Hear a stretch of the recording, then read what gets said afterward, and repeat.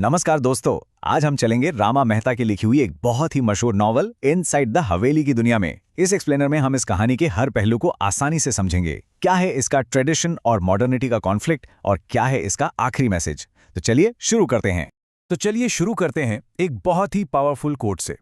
ये कहानी के प्रोटैगनिस्ट गीता कहती है, the Haveli has made me a willing prisoner. इसका मतलब क्या हुआ? मतलब ये कि इस हवेली ने मुझे अपनी मर्जी का कैदी बना लिया है। अब ये एक लाइन पूरी कहानी का दिल है, इसका सेंट्रल कॉन्फ्लिक्ट। पर यहां एक सवाल उठता है, क्या अपनी मर्जी से कैदी बनना हमेशा बुराई होता है? आइए इसी सवाल का जवाब ढूंढते हैं। तो सबसे पहले section 1, a modern women's dilemma. देखिए, किसी भी कहानी को समझने से पहले ना उसके राइटर और उसके टाइम को समझना बहुत जरूरी होता है। तो चलिए पहले वही जानते हैं। अब देखिए, इस नॉवल को जो चीज़ इतनी स्पेशल बनाती है वो है इसकी राइटर रमा मेहता का बैकग्राउंड। वो कोई आम राइटर नहीं थी, वो एक सोशियोलॉजिस्ट थी, यानी एक समाजशास्त्री। और इसी वजह से इनसाइड द हवेली सिर्फ एक कहानी नहीं है, ये एक तरह से उदयपुर की एक हवेली के अंदर की लाइफ की एक डिटेल स्टडी है। और इसकी वैल्यू आप इस बात से समझ सकते हैं कि इस नॉवल को 1979 में साहित्य अकादमी अवार्ड जैसा बड़ा सम्मान मिला।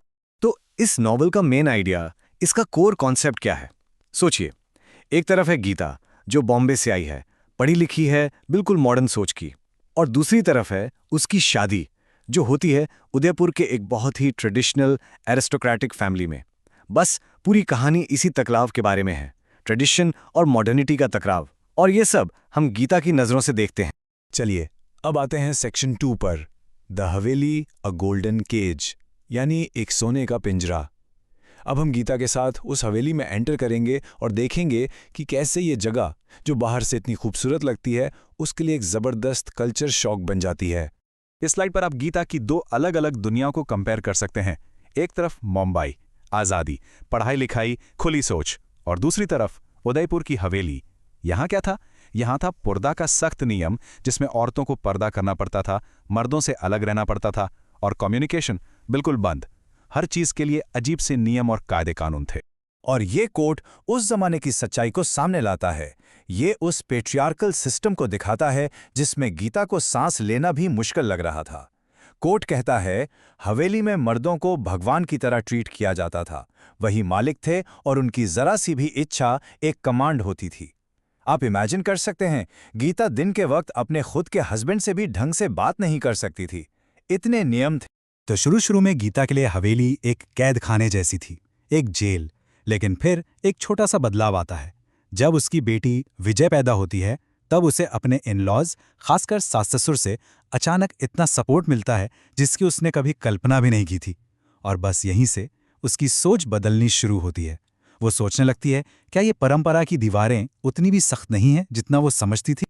और इसी के साथ हम आते हैं सेक्शन 3 पर, एजुकेशन अ क्वाइट रेवोल्यूशन। ये दोस्तों कहानी का सबसे बड़ा टर्निंग पॉइंट है। यहाँ से गीता सिर्फ एक चुपचाप सब कुछ सहने वाली लड़की नहीं रहती, बल्कि वो हवेली के अंदर ही अंदर एक शांत क्रांति शुरू कर देती है। तो गीता क्या करती है? पहले तो वो डिसाइड करती है कि उसने जो पढ़ाई की है उसे ऐसे बर्बाद नहीं होने देगी। फिर वो एक्शन लेती है, हवेली की नौकरानियों के बच्चों को पढ़ाना लिखाना शुरू कर देती है। अब जैसा कि होता है, इस नए काम का विरोध भी होता है। घर के बड़े बुजुर्ग इसके खिलाफ होते हैं। लेकिन फिर आता है कहानी का सबसे बड़ा ट्विस्ट। उसे अपने सासुर भगवत सिंह से अनएक्सपेक्टेड सपोर्ट मिल जाता है।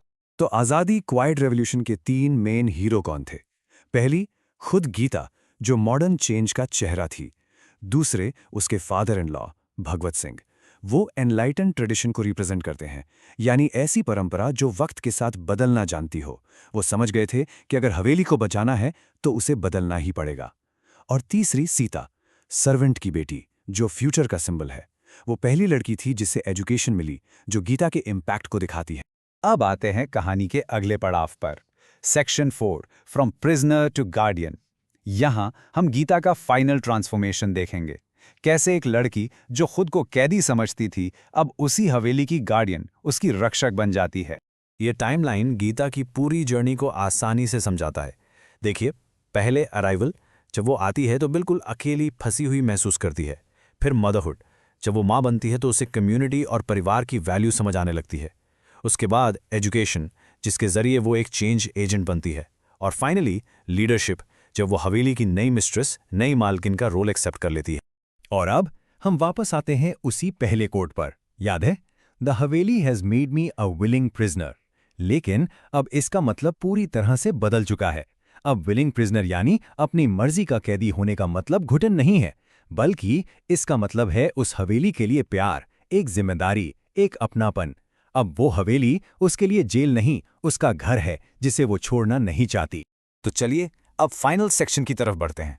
Section 5, the novels final message. आखिर इस पूरी कहानी से हमें क्या सीखने को मिलता है? आइए इसके मेन थीम्स को अच्छे से एनालाइज करते हैं। और यहाँ एक बहुत बड़ा सवाल खड़ा होता है जिसे अक्सर एग्जाम्स में भी पूछा जाता है। सवाल ये है, क्या गीता की जर्नी फेमिनिज्म की जीत है या फिर उसने पेट्रियार्की के साथ कॉम्प्रोमाइज कर लिया, एक समझौता कर लिया? इसका कोई सीधा साधा जवाब नहीं है और इस पर सोचना बहुत जरूरी है। चलिए इस डिबेट के दोनों साइड्स को देखते हैं।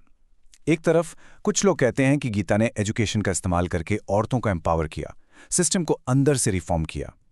लेकिन दूसरी तरफ कुछ क्रिटिक्स का कहना है कि आखिर में तो उसने सिस्टम के आगे सरेंडर ही कर दिया, पुर्दा जैसे ट्रेडिशनल सिंबल्स को अपना लिया, वो हवेली छोड़कर नहीं गई। तो सच क्या है? शायद इन दोनों के कहीं बीच में। तो इस नॉवल के मेजर थीम्स क्या हैं?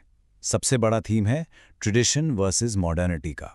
फिर है एजुकेशन एज चेंज, यानी शिक्षा से बदलाव। पर्दा सिस्टम पर भी कमेंट है और हवेली खुद एक कैरेक्टर की तरह है। लेकिन सबसे इंपॉर्टेंट बात यह है कि नॉवल ये नहीं कहता कि ट्रेडिशन बुरा है और मॉडर्निटी अच्छी या उल्टा, बल्कि इसका मैसेज है कि इन दोनों के बीच एक बैलेंस, एक संतुलन कैसे बनाया जाए। और आखिर में ये एक कोट पूरी नॉवल का सार, उसकी समरी बता देता है। Roots are deep and they cannot be pulled out without destroying the tree. मतलब जड़ें बहुत गहरी होती हैं और उन्हें पेड़ को बर्बाद किए बिना नहीं निकाला जा सकता। इसका मतलब साफ है, आप परंपरा को जबरदस्ती, हिंसा से नहीं उखाड़ सकते। उसे सिर्फ धीरे धीरे, समझदारी से, गीता की तरह रिफॉर्म किया जा सकता है। तो दोस्तों, उम्मीद है इस एक्सप्लेनर से आपको इनसाइड दी हवेली को बेहतर तरीके से समझने में मदद मिली होगी। अगर आपको ये एनालिसिस पसंद आया और आप ऐसे ही और कंटेंट देखना चाहते हैं तो चैनल को सब्सक्राइब जरूर करें। मिलते हैं अगले एक्सप्लेनर में। Thank you.